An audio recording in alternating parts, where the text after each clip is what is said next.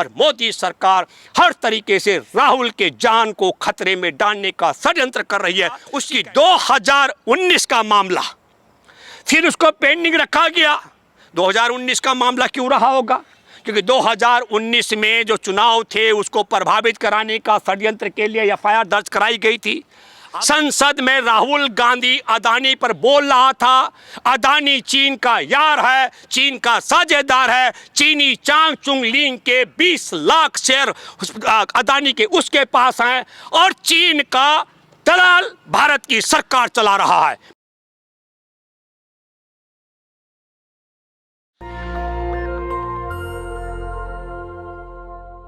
किस तरीके से शिकायतकर्ता ने उस पर स्टे लगा करके रखा था। समझ लो किसी को फंसाने के लिए सुपारी, जैसे कोई दाऊद डाउन कोई किसी की हत्या के लिए सुपारी लेन देन का काम करता हो, उस तरीके का पूरा मसला मैं देखता हूं राहुल गांधी को लेकर के। 13 अप्रैल 2019 को कोलार कर्नाटक में राहुल गांधी का एक भाषण होता है। उस भाषण में कहा गया कि ललित, नीरव और नरेंद्र तीनों का सरनेम मोदी ही क्यों। और ऐसा बोल देने पर, नीरव, ललित और नरेंद्र बोल देने पर कि इनका सरनेम मोदी है, राहुल गांधी पर 16 अप्रैल 2019 को पूर्णेश मोदी सूरत की पुलिस थाने में शिकायत दर्ज कराता है। और फिर 21 मई को सूरत की जिला अदालत आदेश करती है और एफआईआर दर्ज होती है। 2019 का मैं जिक्र कर रहा हूं। और 2021 में क्रोनोलॉजी को समझना पड़ेगा। पूर्णेश मोदी ने जिला अदालत में तब एक सुनवाई के लिए कहा कि जो तारीखें लगती हैं, प्रत्येक तारीख पर, प्यारे देशवासियों इसको शब्द को याद कीजिए, प्रत्येक तारीख पर राहुल गांधी को सूरत की अदालत में पेश होना चाहिए, ये मांग की गई थी। मैं व्यक्तिगत तौर पर आहत हूं और मैं जानता और मानता हूं कि निश्चित तौर पर राहुल गांधी की सुरक्षा किस का मसला है और पूर्णेश मोदी भाजपा के विधायक के द्वारा एक तो षड्यंत्र के तहत मुकदमा दर्ज कराना मानहानि का, और दूसरा जिला अदालत में जज से मांग करना कि राहुल गांधी प्रत्येक तारीख पर स्वयं पेश हो कोर्ट के अंदर। मैं थैंक्स कहता हूं कि जिला अदालत ने इस बात को अस्वीकार किया। निश्चित तौर पर अगर इसकी जांच पड़ताल हो, आखिर क्या कारण है कि पूर्णेश मोदी ये चाहता था कि राहुल गांधी प्रत्येक सुनवाई पर सूरत की कोर्ट में पहुंचे, मुझे लगता है कि शायद उनकी सुरक्षा को खतरे में डालने का षड्यंत्र का हिस्सा हो सकता है। अभी नहीं तो आने वाली सरकार को इसकी तह तक जाना चाहिए। और जब यह बात उसकी अस्वीकार कर दी गई, तब मैं सुपारी की बात कर रहा हूं। फिर 7 मार्च 2022 को पूर्णेश मोदी गुजरात हाई कोर्ट में जाकर कहते हैं, क्या कहता है, इस पूरे मामले की सुनवाई पर रोक लगा दी जाए।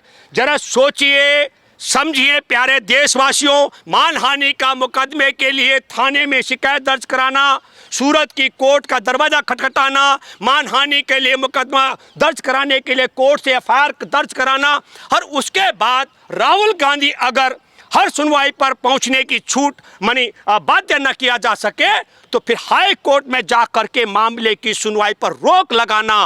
क्यों? क्योंकि मौका देख करके उस रोक को हटाना था। जैसे आपने सुना होगा, हमारे देश में हत्या कराने के लिए सुपारी या शूटरों के साथ में सौदेबाजी होती है। मुझे लगता है कि मैं पूर्णेश मोदी के इस मानहानि के मामले को अदालत में ठीक उसी दृष्टि से देखता हूं। इसलिए कि 7 मार्च 2022 को स्टे लिया था हाई कोर्ट से, और फिर 7 फरवरी को आप सब लोगों ने देखा हिंडनबर्ग की रिपोर्ट के बाद, और जब रिपोर्ट में खुलासा हुआ कि चांग चुंग लिंग जो चीनी है उसके साथ में अडानी की साझेदारी है, और अडानी को देश के एयरपोर्ट, बंदरगाह और हथियार बनाने की कंपनियां बेची गई हैं। राहुल गांधी देश हित के लिए और देश के साथ धोखे और अवैध तरीके से, गलत तरीके से जो शेयर मार्केट में हेराफेरी की गई थी, इस मसले को जब राहुल गांधी उठाते हैं संसद के अंदर, तो 16 फरवरी को सुपारी वाला सवाल मैं जो कह रहा हूं, कौन सी सुपारी, जैसे शूटर को सुपारी देते हैं, वो पूर्णेश मोदी फिर जाता है कहां, गुजरात हाई कोर्ट में, और कहता है जज साहब वो जो मैंने रोक लगवाई थी ना, वो रोक हटा दीजिए। अब मामला है, अब अडानी को बचाने के लिए राहुल गांधी पर एक्शन होना चाहिए। राहुल गांधी को संसद में बोलने से रोकने के लिए आप हमारा वो स्टे हटा दीजिए। और गुजरात हाई कोर्ट उस रोक को हटा देता है दोस्तों। और फिर वह मामले की सुनवाई कहाँ आती है? वो आती है सूरत की अदालत में। और सूरत की अदालत में 24 मार्च को क्या होता है? 23 मार्च को सूरत की अदालत, 2023 का मैं जिक्र कर रहा हूं, राहुल गांधी को 2 साल की सजा सुना देती है।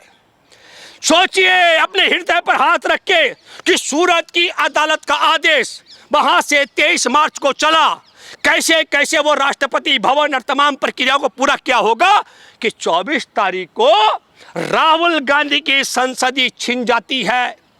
राहुल गांधी की तरफ से पुनर्विचार याचिका कि भाई यह फैसला न्याय संगत नहीं है। देश की आज़ादी से लेकर अब तक पहली मर्तबा कोई ऐसा आदेश आया मानहानि को लेकर कि जिसमें 2 साल की सजा।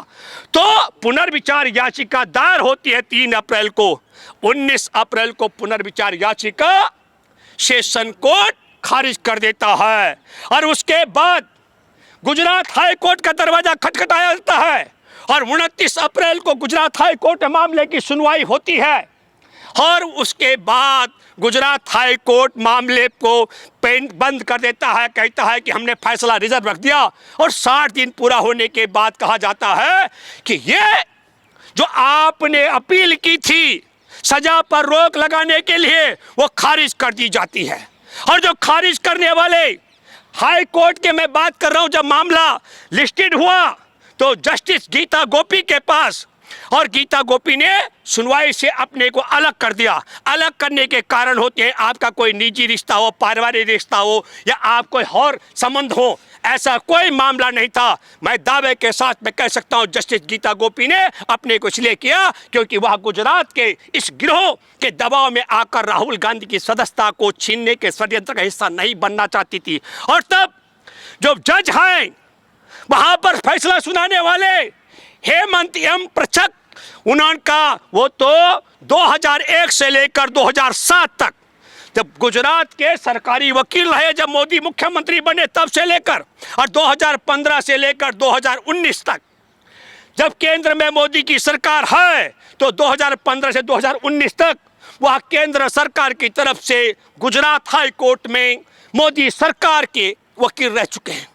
ये उनका फैसला है।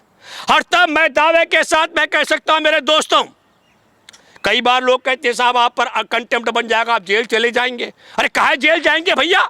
हम एक बात दावे के साथ मैं कहना चाहते हैं, जब यह मामला सुप्रीम कोर्ट में जाएगा तो मैं दावे के साथ मैं कह सकता हूं सुप्रीम कोर्ट उस सजा पर रोक भी लगाएगा और राहुल गांधी की सदस्यता को बहाल भी कराएगा। ये मैं पहले से कह रहा हूं। और यदि गलती से सुप्रीम कोर्ट ने भी सूरत की अदालत की तरह मामले में, और फिर मैं कहना चाहता हूं पूर्णेश मोदी की सुपारी की तरह कि जज साहब सुनवाई करो, एफआईआर का ऑर्डर दो, और एफआईआर दर्ज होने के बाद राहुल गांधी को हर सुनवाई पर बुलाओ, और जब खारिज होता है वह मामला तो कहा साहब अपने पास जमा कर लो सुपारी, अगली बार देखेंगे कब फंसाना है। तो मेरे प्यारे दोस्तों, मैं बहुत हैरान हूं। मैंने भी कई मुकदमे झेले और जेल भी रहा हूं, पर मैं बड़ा विचित्र, हमारे देश ऐसी दशा में पहुंच चुका है जिस तरीके से सुपारी लेकर के हत्यारे सुपारी लेकर के हत्या करते हैं। कभी कभी कहा जाता है ये सुपारी अपने पास रख लो, अब की बार जिसकी हत्या करानी थी उसकी ने, अगली बार किसी और का नंबर लगाएंगे। ठीक राहुल गांधी के विषय में भी मैं दावे के साथ मैं कह सकता हूं। अब आप समझ लीजिएगा कि 2019 का मामला फिर उसको पेंडिंग रखा गया। 2019 का मामला क्यों रहा होगा? क्योंकि 2019 में जो चुनाव थे उसको प्रभावित कराने का षड्यंत्र के लिए एफआईआर दर्ज कराई गई थी। अब सोचा कि इसको जरा रिजर्व रखते हैं, और वैसी अदालत है उन्होंने कहा हमने रख दिया। शिकायत करने वाला एफआईआर दर्ज कराता है, शिकायत करने वाला कहता राहुल को बुलाओ, वह बात नहीं मानी जाती है, वो कहता साहब इस मामले को पेंडिंग रखो। और तब हम कहना चाहते हैं कि पूर्णेश मोदी संसद में राहुल गांधी अदानी पर बोल रहा था। अदानी चीन का यार है, चीन का साझेदार है। चीनी चांग चुंग लिंग के 20 लाख शेयर अदानी के उसके पास हैं और चीन का दलाल भारत की सरकार चला रहा है। मैंने पहले भी कहा था, अब भी कह रहा हूं दावे के साथ में, और इस दावे से भी कह सकता हूं कि आपने देखा है मणिपुर जो हमारे म्यांमार के साथ में लगा हुआ है, वहां पर किस तरीके से कुकी समुदाय, आदिवासी समुदाय के 10 विधायक में से 7 भाजपा के साथ और नॉन आदिवासी जिनको मैतेई समुदाय कहते हैं उनके 40 में से 37 विधायक भाजपा के साथ, और वहां गृह युद्ध की स्थिति कराने का काम, वहां 150 से ज़्यादा लोगों की हत्या करवाने का काम, 300 से ज़्यादा चर्चों को जलवाने का काम, 100 से ज़्यादा मंदिरों को तोड़वाने का काम, और उसके बाद मुंह पर लगाम और एक शब्द न बोल पाना। ठीक उसी तरीके से जिस तरीके से चीन ने गलवान घाटी में जवानों की हत्या की थी, तब 2020 में 15 जून की हत्या के बाद मोदी ने मुंह खोला था, ना कोई गुस्सा है, ना गुस्साया, ना हमारी सीमा पर कब्जा है किसी का। नरेंद्र मोदी मणिपुर के विषय में ये बोलने वाले हैं। ना मैतेई समुदाय के लोगों ने कुकी समुदाय के लोगों को मारा, ना कुकी समुदाय के लोगों को मैतेई समुदाय के लोगों ने मारा। ये सब करने वाले म्यांमार के लोग थे। पर भाई नरेंद्र मोदी, मेरे पास सबूत है इसलिए मैं कह रहा हूँ, भाजपा के RSS के व्यक्ति ने भेजा है। पर सवाल यह है कि डबल इंजन की सरकार है। म्यांमार से अगर कोई आए और हमारे देश में इतना बड़ा खून खराबा कर गए, हमारे देश के एक राज्य में कत्लेआम कर गए, चर्चों को और मंदिरों को निशाना बनाया गया, और इवन तो जिंदा माँ बेटे को तो एम्बुलेंस में जलाया गया। अब नरेंद्र मोदी की सरकार एक नई क्रोनोलॉजी के साथ आ रही है। इसलिए मेरे दोस्तों, मैं आप सब लोगों से कहना चाहता हूं, अपील करता हूं, हमारे देश के लिए राहुल की हिफाजत बहुत ज़रूरी है, और मोदी सरकार हर तरीके से राहुल के जान को खतरे में डालने का षड्यंत्र कर रही है। उसी का हिस्सा पूर्णेश मोदी ने जो अपनी मुकदमा दर्ज कराने के बाद राहुल को हर तारीख पर बुलवाने का, मामले को पेंडिंग कराने के लिए स्टे लगवाने का, फिर स्टे हटवा देने का, मुझे लगता है इसकी भी जांच पड़ताल होनी चाहिए। मैं सुप्रीम कोर्ट के जजों से अपील करता हूं, इस पूरे मामले की तह तक जाना चाहिए। कैसे संभव हो सकता है शिकायतकर्ता पहले कोर्ट तक जाए मुकदमा दर्ज कराने के लिए, फिर हाई कोर्ट जाए मुकदमा रुकवाने के लिए, फिर हाई कोर्ट जाए मुकदमा खुलवाने के लिए, और फिर लोअर कोर्ट में जाए सजा करवाने के लिए? यह षड्यंत्र का हिस्सा है। अदालतें भी ऐसा करती होंगी। ये मेरे 3 दशक से ज़्यादा के सामाजिक अनुभव के बाद मेरी सोच और समझ से ऊपर का मामला है। लेकिन एक कहावत है कि मोदी है तो मुमकिन है, कुछ भी संभव हो सकता है। धन्यवाद। जय हिंद, जय जवान, जय किसान, जय संविधान। आप सब लोगों से अपील करता हूं, इस वीडियो को अधिक से अधिक शेयर करें। धन्यवाद। नेशनल दस्तक की आपसे गुजारिश है कि अगर इसको बचाना चाहते हैं तो नेशनल दस्तक को सब्सक्राइब करने के लिए रेड कलर के सब्सक्राइब बटन को दबाएं, फिर बेल आइकन की घंटी दबाएं। नेशनल दस्तक को बचाने के लिए बहुत जरूरी है कि हर खबर को शेयर करें, लाइक करें, कमेंट जरूर करें।